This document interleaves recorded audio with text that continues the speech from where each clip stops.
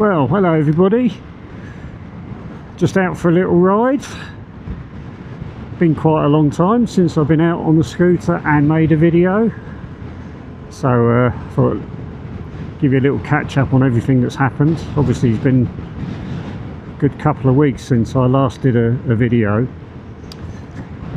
Where to start?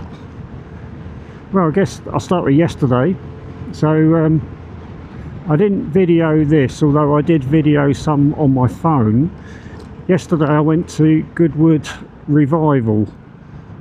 It was a bit of a funny day. It chucked it down a couple of times with rain and it was really muddy.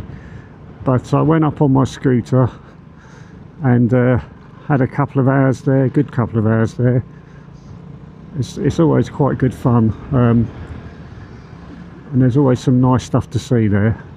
If you like, I'm not really a super petrol head, but enough to see some of the older vehicles. Revival all being about the 40s, 50s and 60s culture, as well as the motor circuit stuff.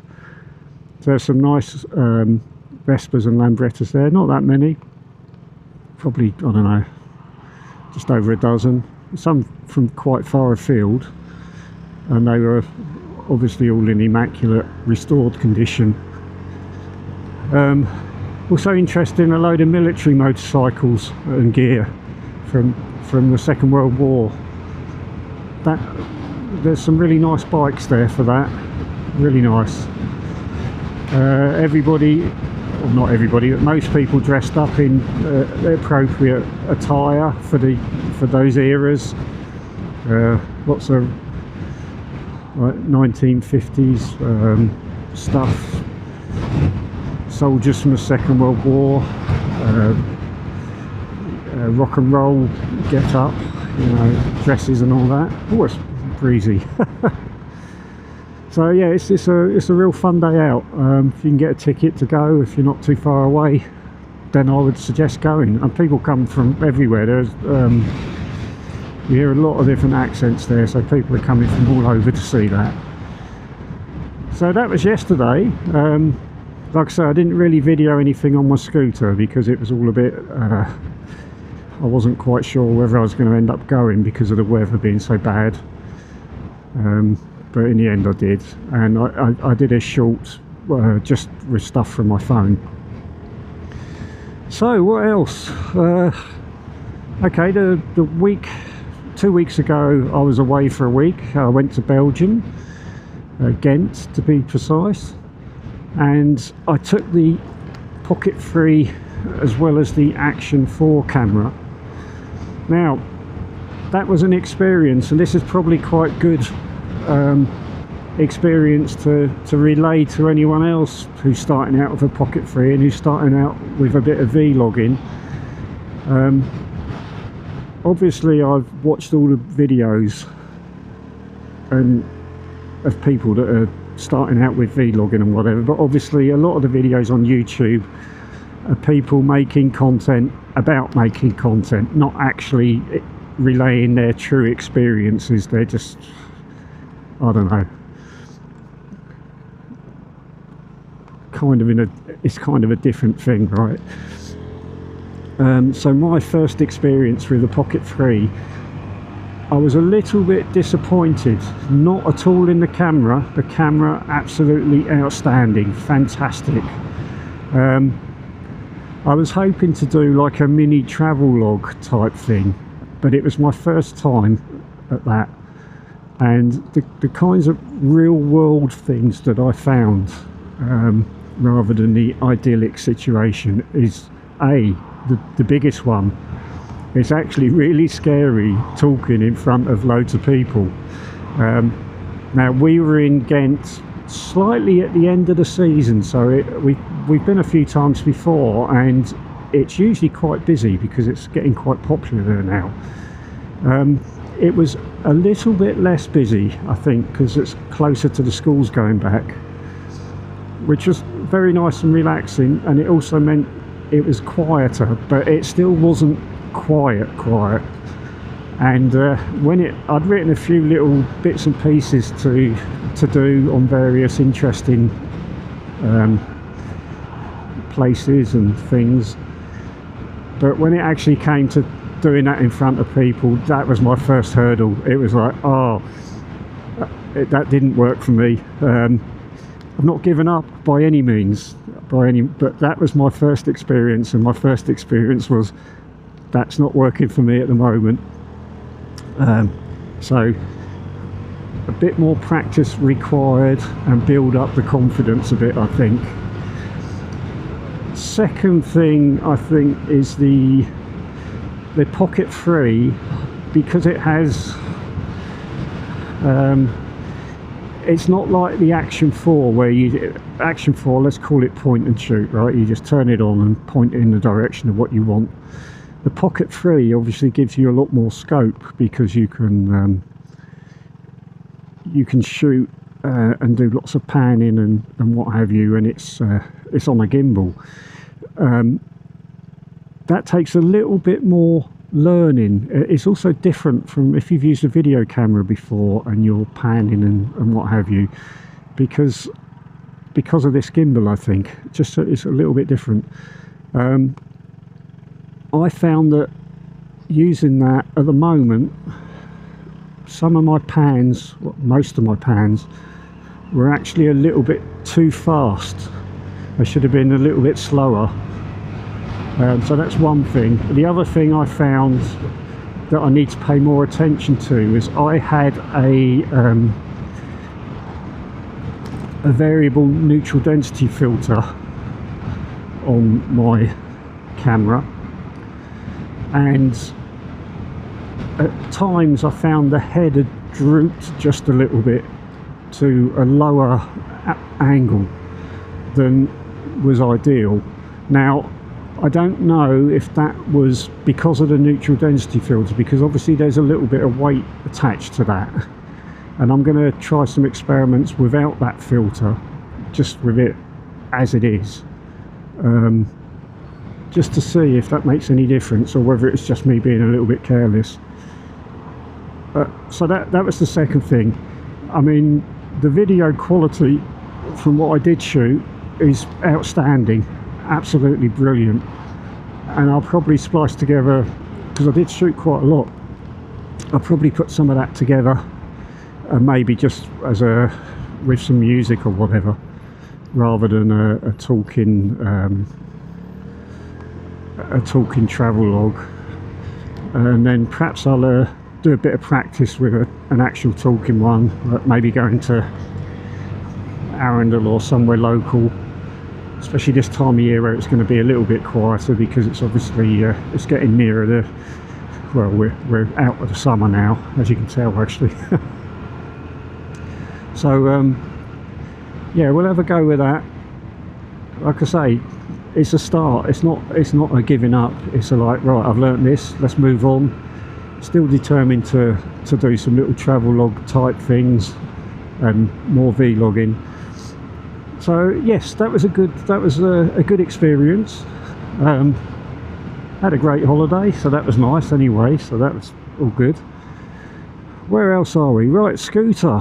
Okay, I've still got jobs to do, and kind of really need to be doing them quite soon. The main one at the moment is to do an oil change and an oil filter change. Now, I think it's early for if you go by the book, but because she's a bit of an old girl, I intend to do an oil change every year. Just like my car, it says every X amount of miles or annually. That's how I'm going to treat the oil change on the Vespa, because it won't hurt. It's not that expensive. I do it myself, so it's, you know, it's all good. Apologies if it's a bit windy, because it's very windy. So yeah, the oil change. I checked my belt. I think I've only done 3k on this belt, so I'm just gonna check it over. There's the measurements to check against in the workshop manual, which I've got the proper workshop manual, not the Haynes one, which you can find online, by the way, if you've got a 200 GT. You can find the actual proper workshop manual in PDF format. and it's well worth having, because as well as giving you all the torque references for all the nuts and bolts, it does give you important things like the belt, so you can actually check the belt properly, like with a micrometer, and have an idea of, you know, knowing how good or bad it is. So there's that, check the belt. I also want to take a look at my clutch, just because it seems to, it's made me a little bit concerned at times, where I've stopped, I've put the bike on the centre stand, and the back wheel started spinning again. Not always, this is the thing, not always, just sometimes. Now, normally you go, well, that's because your idle speed is too high, but I've checked my idle speed is not, in my opinion, not too high, it's just normal. So I just need to have a look at that, just make sure it all looks okay in that.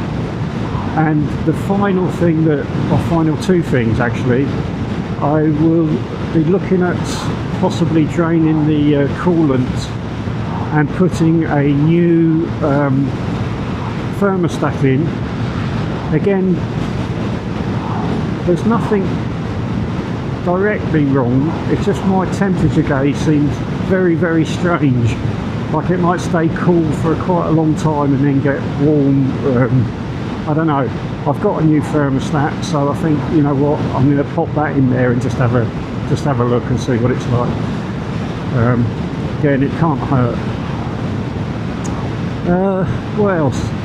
Oh yeah, the last thing I haven't done yet either, which I really need to start doing, is to tackle the rust underneath, and just to get it into perspective though, this isn't like rusting through, this is a little bit of surface rust where the paint has eroded away in a few places.